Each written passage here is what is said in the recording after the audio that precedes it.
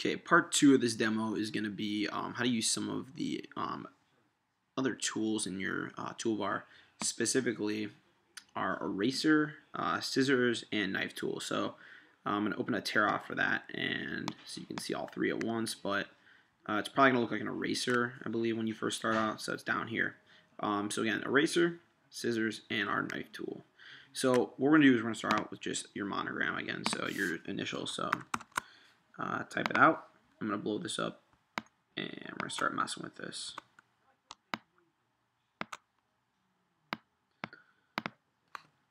So here what I want you to do is go through the same process we did before. Select your text, make sure that you're clicked on it, and then right click, create outlines, and ungroup it as well. So what we're going to do is we're first going to use our eraser tool. Now what the eraser tool is going to do is it's going to basically subdivide these shapes. Okay, they're already broken apart. So for instance, if I move sideways here, this is now subdivided. Okay, so and you can actually go to an angle and it'll kind of clean it up. You can see how it looked a little jagged there, but if you mess up, it'll generally straighten it out for you. Now you can see that sometimes it can be kind of difficult to get it to go straight across. If you hold on shift, that'll help you out with that. So I'm just kind of able to subdivide this how I need to. So let's see what happened here. These now are all separate shapes. So you can drag select them as a group, or you can click on them individually. You could also go in and you could add points. So say we wanted to have like the top of this J part right here connect up. Oops.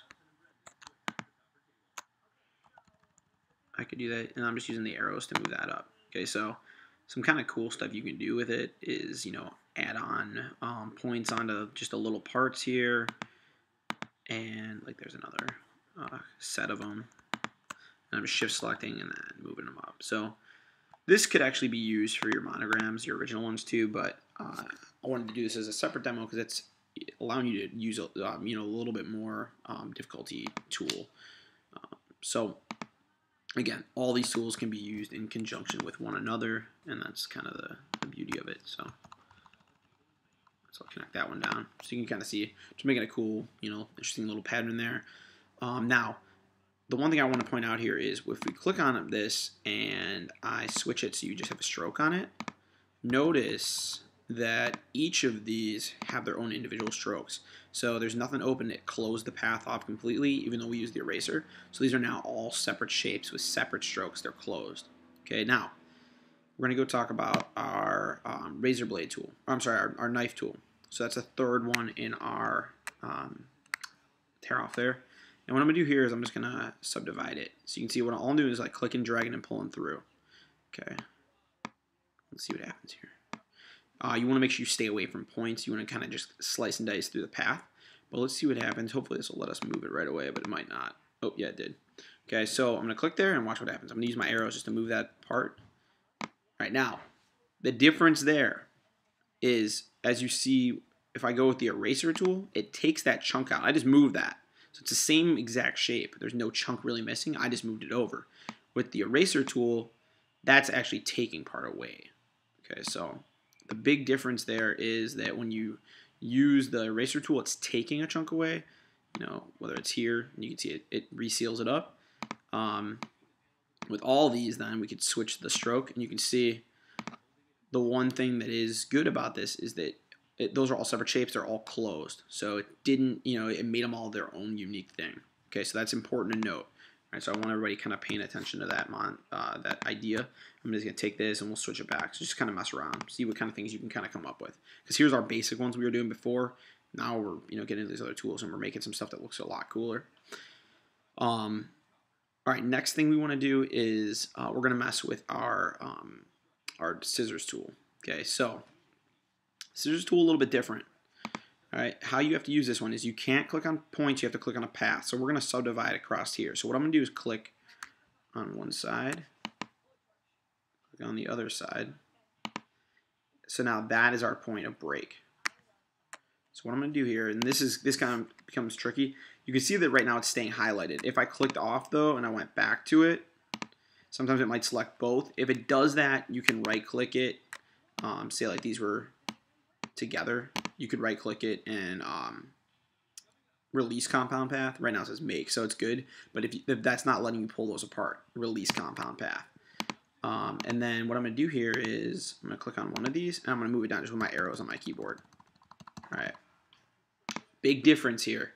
Okay. I mean, it's not super crazy different, but the one thing you want to kind of understand is that when we cut these with any of the other tools, it seals it up. Here, it leaves that path open. So this actually, has no stroke across there. These are actually like, they're two separate shapes, but really they're one that's just been cut open. So it has that openness right there. Now, what this is good for is, say I wanted to move this and manipulate it somehow. So I want to take this down. I'm going to go and I'm going to actually flip it to mirror like the letter J there.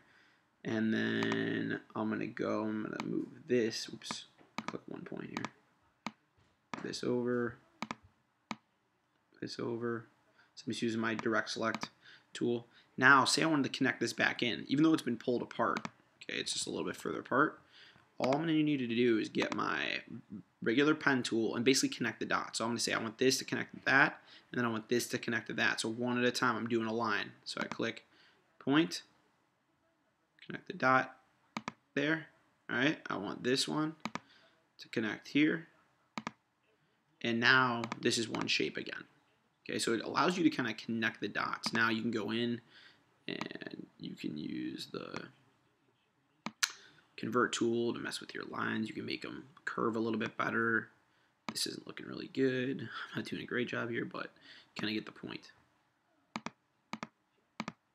All right, and what this would be really great for is if you were trying to make like an image. And that's kind of what I want you to do for 5 of these. So 5 of these you're doing regular monograms, kind of just messing around with your text. This, I'd kind of like to see what you can do. What can you pull out of your name or your initials? Can you make this look like something? Maybe it looks like a gun, or it looks like some kind of a logo, like a sports team logo, or maybe it looks like a flower. Maybe what kind of things can you do with these? And that's kind of what I want you guys playing around with is messing around and trying to maybe think about, all right, this is my initials. What kind of things, do I use to represent myself? And then, so let's say here, I'm going to make like a speedometer, right? If I was in the cars or something. So I can do that, and then I can maybe go in, and, you can even add points here, or add, like, shapes.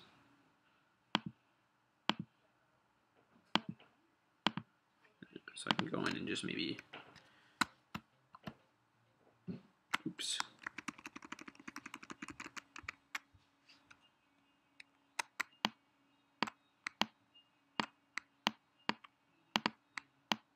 Duplicate these or something, okay? Or maybe you go in and we're like, okay, we want to make like something dripping out of here. So it'd be like an oil drip. Go there and make a couple points. Now you got to think about how many points you really need there. Oops. I only want one of those, so sometimes it's really good to zoom in here.